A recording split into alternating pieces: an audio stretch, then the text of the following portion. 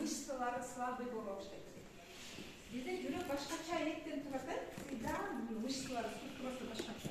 Коэнзим 10 жетишпегенде гормональный нарушение пайда болду. Тахикардия, ишемические болезни сердца, жүрөгүбүз такашып кетти, батырап кетти, сайышып кетти, или там жүрөгү сайышып кетсе не болот? Ой, деп она отпустила и идем дальше, да?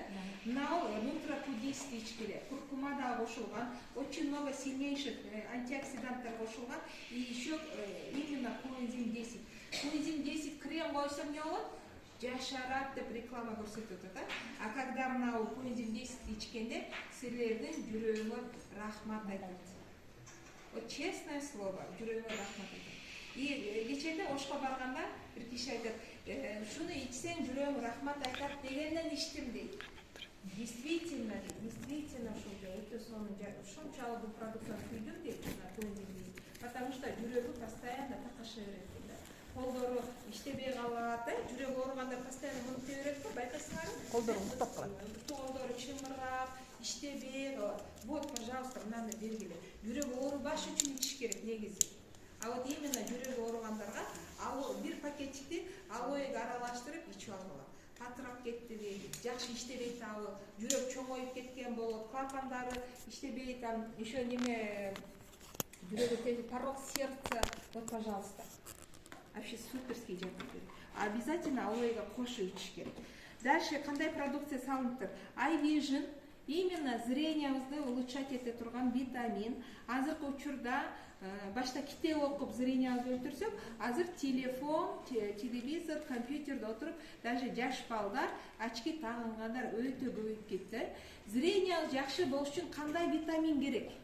А витаминди билебиз көбүнчө, Мынаунун цвети такой красивый, фиолетово-синий, голубой, черничный, бир башкача окмуш цвет.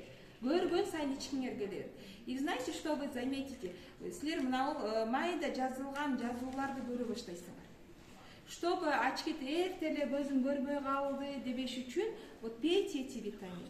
Көзүңөрдү защита аласың. А эгерде балдарыңар көп компьютерде или телефонда отурган болсо, мына витаминди тез-тез берип турушубуз керек. Следующий витамин фокус. Мына бизде башта Гинка плюс деген витамин бар эле. Гинка деген атайын дарак бар, именно биздин мээнин системасын улучшать этет. И здесь вот новая формулада чыкты. Сейчас Гинканын ордуна фокус деген чыкты. На фокус деген витаминди ичкенде силердин мээңер жакшы иштейт. Фокус не будет терять. Байкайсыңар, иногда сүйлөп атсаңар рассеянный болуп, башта мисалы фокусуңар бирдемкени айтканда сразу запоминали, четко мээңерге кирет эле, а со временем мээңерге кирбей калды. Да? Заметили? Вот, пожалуйста, именно нервная система, баш ооругандарга, мигрень, башына травма алгандарга, кече жакында Ошто тоже хороший результат алышты, Альцгеймер. Билесиңер, Альцгеймер деген оорудан бир партнерибиздин атасы ушул фокусту ичип баштагандан баштап очень хороший результат алып атат деп сүйүнүп атат. Да, он кымбатыраак турат, но он того стоит.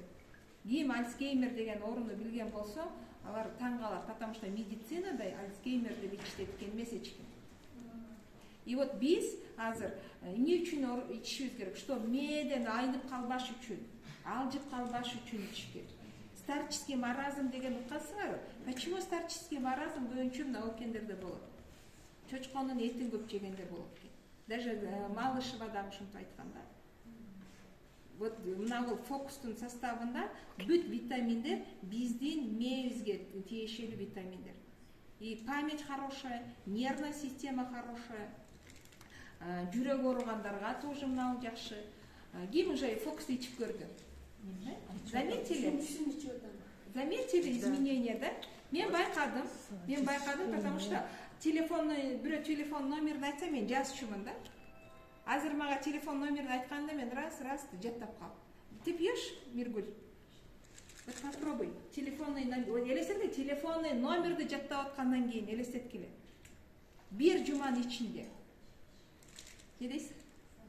Вы не запоминаете, да? Некоторые люди өзүнүн номерин запоминать ете албайт. Вообще соның суперские средства екен. Мен шунчалық таң қалдым. И қарығанда неберелеріңердің атын таппай отырбаш үшін лучше азыр ичиш керек, да? Почему бы қарығанда здоровый болсақ болады? Это мы думаем, что если бабушка, значит, имя, которая память потеряла, которая больная, старая, это мы так думаем. А Европа, да, Япония, да, бабушкалар, знаете, как они активный образ жизни ведут?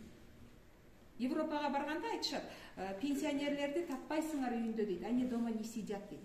Они активно, они путешествуют дейді. Аларға специальный фитнес-залдар бар дейді. Кино, театр, кофе-брейк, андай-мындай. Вообще отырышпайды, танцыларға барады дейді. Біз таң қалдық, біздің пенсионерлер не қылады? Нормально басып келе албайды даже. Чарчадым, қой, андай-мындай деп. И вот европейцы очень много пьют витамины. Біз когда первый раз в Финляндияға барғанда, там солнце мало, оказывается, да? И вот көчеге эле стулдарды коет экен. Кетип атып эле стулга отуруп эле күнгө вот солнце, да, и вот получает энергию, и отуруп эле күнгө кактанып отурушат экен, да? И поэтому государство активно ар бир гражданинге витамин, кальций, Д витамин ичкеле дейт экен. Потому что кайсы бир жылы именно ошол витаминдер жетишпей, адамдар кырылып калган экен. Нам показали такую могилу, да? Чоң музей кылып коюптур, кырылып калган экен. И вот ученыйлар изилдеп, именно ошол минералдар жетишпегендиктен өлгөндөн кийин активно пьют витамины. 80-70% людей населения пьют БАДы дейт. А у вас сколько пьют, деп сурады? В России, оказывается, 3% пьют витамин. Как вы живете, как вы выживаете, деп сурашты. Представляете? Японияда они долгожители, потому что очень много витаминов, минералов пьют. Абсорбент С-витамин. С-витамин это номер 1 для нашего иммунитета. Каждый день 7 штук лимон жегенде биздин организм С-витаминге тоет экен. Это невозможно 7 штук цитрусовый лимон или апельсин жегенде. Возможно ли это? Нереально, да? Кислотность ашып кетет. А бул С-витамин. Атайын шундай формулалар жасалган, кебек, вот это отрубеге. Ошого прям мындай тепчип тигип койгондой кылып жасаган, да? И поэтому отрубе биздин кишечникте көп иштейт. И поэтому биздин организмде С-витамин долго находится.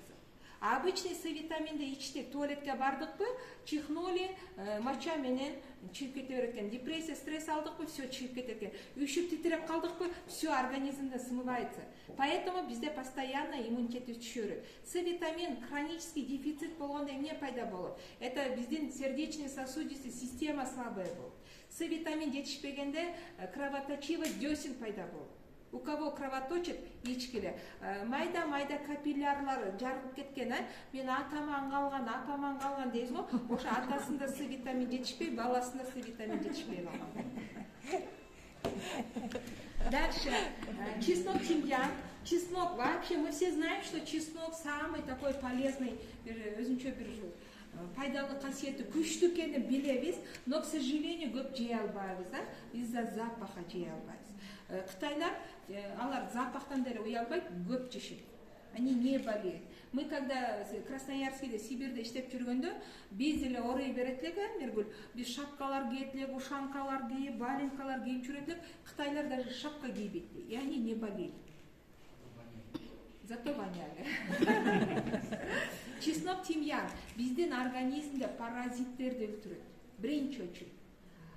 Будет иммунитет слабый. У кого аллергия на муку, на пыльцу, на химику, неважно какая у вас аллергия, это признак силердин организмдерде паразит көбөйүп кеткенин белгиси. Пока паразиттерди өлтүрмөй сайын аллергия кетпейт. Недавно ко мне пришла женщина, педиатр, она здесь в Москве работает, педиатр, и у нее у ребенка аллергия. Аллергия, жанакожный цып пайда болду. Маленький ребенок, где-то 8-9 айлык ребенок. Эчтеке жардам бербейт. И я сказала, вот надо пить алоэ, надо чистить организм, потому что в организме много паразитов. Азыр видеода жүрөт, түнү кожасы жакшы болуп калды, ул эси улучшение деп сүйүнүп аткан. И түнү кызы кыңгырап ыйлай берип тур. Памперсин ачып караса, майда живой курттар чыгып, организмден качып чыгып баштайт. Через некоторое время опять пишет, дагы деле чыгып атат. Ну, значит, дагы деле чыгат, полностью чыгыш керек. Алоэни ичкенде биздин организм щелочной балансқа келет. И вот в щелочном балансе паразиты не могут ужиться, качып чыгат, жашай албайт. Бизде Кыргызстанда паразит деген жөн эле кайнап атат. Балдардын беттери кулакко, курту бар экен деп коебуз. Бүгүн барып видеодон көргүлө, паразиты в организме человека кандай ооруларды алып келет. Өтө страшный ооруларды алып келет. Угри. Это тоже говорит о том, что в организме много паразитов. Экзема, псориаз, кандай кожный заболеваниянын бардыгы организмде паразиттин бар экенин белгиси. Боорунда эхинокок, да, бизде Кыргызстанда аябай көп. Вот, пожалуйста, алоэ и чеснок, тимьян өтө сонун жардам берет. Малды, кечке мал кармап жүргөндөр дагы очень много ошо паразиттерди орууну жугушат, да? Жугушат. Вот чеснок, тимьян. Еще чеснок, тимьян не кылып атат. Биздин иммунитетти көтөрүп атат. И очень хорошо чистит наши сосуды. Кан тамырлар тазалаш керек. Потому что биздин каныбыз айланып турса, биз тирүү жанбыз. Каныбыз айланбай калса, все, биз өлдүк, туурабы? А эгер сосуддар кир, тромбтор пайда болгон, каныбыз коюланып кеткен, паразиттер дагы болот кандын ичинде. Кандай адам болобуз биз? Вот поэтому надо пить чеснок, тимьян. Сасыбайт. Еще буга тимьян деген чөп кошулган, тымин эмес, это тимьян деген чөп. Именно этот тимьян очень хорошо отхаркивает, поэтому хронический бронхит, туберкулез болгондорго дагы, вот, пожалуйста, чеснок, тимьянды көп бериш керек. Аябай немелерди чыгарат организмден, бронхаларды тазалайт. Иммунбленд. Здесь комплекс витаминов именно биздин иммунитетти көтөргөнгө. Азыр вот как раз жаз келетканда көпчүлүгү оорулар козголот, хронический оорулар козголот го. Чтобы козголбош үчүн раз и навсегда забыть, вот, пожалуйста, на иммунбленд ичип жүргүлө. Иммунитетти көтөрөт, шунчалык күчтүү көтөрөт иммунитет. Биздин иммунитет самый лучший доктор. Кудайым ушинтип жараткан. Бардык ооруну иммунитет жеңет. Мына алоэ, мына витамин жеңбейт ооруну. Просто эти продукции помогают нашему иммунитету. Иммунитетибизди күчтүү кылат. А эгер иммунитети слабый болсо, күрөшө алабы? Күрөшө албайт. Так, коэнзим 10 айттым. Infinity деген набордун ичинде вот такой вот витамин есть. Это для тех, кто хочет быть молодой и красивый болуп жүргүсү келгендерге. Потому что бунун составында коллаген бар. Коллаген, вот жаш элек туруп беттери бырышып калды го, шалпыйып. Вот пейте, бетиңер тырысып чыгат. Не надо никаких гиалурон кереги жок. Эч кандай нитка, ботокс кереги жок. Вот, пожалуйста, мынаны ичесиңер, организмди өзү бөлүп чыгат гиалуронду. И тогда ваш коллагениңер упругий болуп, ваша кожа подтянется. Азыр көп эле байкайм, аялдар жаш эле болсо дагы кожалары шылбырап калган да. Крем барбы дейт. Ой, кремден мурун витамин ичиш керек. Алоэ ичиш керек, витамин ичиш керек. И только тогда силердин кожаңар мындай болот. Мындай упругий болот. Айнырыжа, помните, в начале 2 жыл, 3 жыл мурун бир кыз келип, беттер тырыш, операция кылам деп, эмне болду ошо кыз? Кылды, дагы деле тырышып калды. Башкача болуп калды. Эми бир аял келди да, извини, ботокс жасатыптыр да көзүнүн айналасыначы 35 миңге дейт. 3 айга эле турду дейт, кайра хуже болуп кетти деп тур келди да, маска койдуруптур. Болбойт экен дейт. Ошол келинге биз айттык да, сен маскадан дагы мурун мына продукцияны ичишиң керек. Ошондо сен кожаң, организм прям куурап атат да, кыскасы, тамыр куурап атат. А эгерде тамырларга суу берип, питание берсе, гүлдөйт, туурабы? Гүлдөр. Ошол сыяктуу эле биздин организмге не хватает питания биздин клеткалар. Ошон үчүн тырышып калабыз. Пейте вот этот коллагеновый витамин, силер кожаңар аябай сонун болгон. Вот Наул контурная маска вообще чудеса делает. Буну 10 жолу койгондо, 10 раз применение, бир подтяжка операция лица менен барабар болот. Вот вы не поверите. Мына активатор, да, активаторын 1 ложка порошок, 1 ложка активаторду кошобуз дагы. экөөнү аралаштырып туруп бетибизге кисточкамен сүртүп мынтип жатабыз. 30 минут полежим. И вы тогда увидите, кожаңарда мындай пупырышкалар пайда болот, кожаңарда пустой эле болуп чыгып калат. Өлтөк сүттүк болуп. Там нету коллагена. Мне раньше так было, а сейчас... Азыр андай жок. Жаңы койгондор сразу билет. Мындай томпок. Мынтип бассаң пустышка там. Да, прям страшно. Как будто там воздух стоит. Как типа ожог. Это говорит о том, что там нету коллагена. Кожа менен этти коллаген кармап туруп мынтип туруш керек. Жиптеп. Алар мындай болуп калган да. Мынау контурная маска ошо коллагендерди укреплять этет. Ошол коллагендер мындай болуп тиккен болот. Тырыштар ошондой келет, даже глубокие морщинкалар жок болот. 10 применений. Через день можно, в день, недели 2 раза можно. Контур лица, кадимкидей бетиңер чапжаак кылат. Вообще обалденная маска. Дагы биоцеллюлозная маска. Супер. Суперская маска. Здесь такие волокна. Биздин кожабызга өтө сонун питание бере турган волокналар кошулган, алоэ кошулган, биоцеллюлоза кошулган, поэтому биздин кожабызды очень хорошо питает, увлажняет и укрепляет коллагены. Мына масканы коесуңар, ичинде 5 эле штук, поэтому в неделю один раз бетиңерге коюп жатасыңар, через 20 минут убирайте, не надо смывать, крем койбой койсоңор деле боло берет. Но эмнени байкайсыңар, вы сразу заметите, как будто ваше лицо шлифовали. Шлифовка кылганда жылтырап, сонун теп-тегиз болуп калат го, ровный болуп, ошондой вы сразу заметите. Сыворотка калып кетти. Сыворотка. Сыворотка бар, да, вот у нас мындай сериялардан есть сыворотка, молочко, кремдер дагы бар. Көпчүлүгү сыворотканы колдонбойт у нас, да? Колдонуп калдык. Эми колдонуп калышты. Мына сыворотканы после бетиңер тазалангандан кийин мына сыворотканы койгула. Самое лучшее клеточное питание силердин кожаңарга. Ваша кожа будет сиять. Молодец с каждым днем. И после сыворотки анан крем коюш керек. Негизичи мындай комплексный уход деген бар беткечи. Биздин кыздар келет да крем барбы деп. Кандай крем десе, тырыш кетириш керек. И все. Или агартыш керек, и все. Нет, молочко бар. Скраб менен молочко менен жууш керек. А потом тоник менен сүртүп тазалаш керек, ватный диске коюп. Анан сыворотка менен коюш керек. У кого морщины под глазами, у нас есть прекрасные крема против морщин вокруг глаз. Ошону койгула, а потом только крем койгула. А маска бул как генеральная уборка. Неделю, бир жумада бир жолу генеральный уборка кылып коесуң. Эгерде каждый день утром вечером комплексный уход кылсаңар, силердин бетиңер мындай болот, суп-сулуу болосуңар. First, многофункциональный. Это как домашняя аптечка. Биздин үйдө, ар бириздин үйдө ушундай болуш керек. 78% чистый сок алоэ, 11 целебные травы. Тамагыңыз кычышып кетип, жөтөлүп атабызбы, ларингит, фларингит, ангина. Вот, пожалуйста, побрызгали, вообще сонун жардам берет. Жаш балдардын тамагы кызарып кетет, биринчи эле очередь тамагы кызарып, температура кетет го.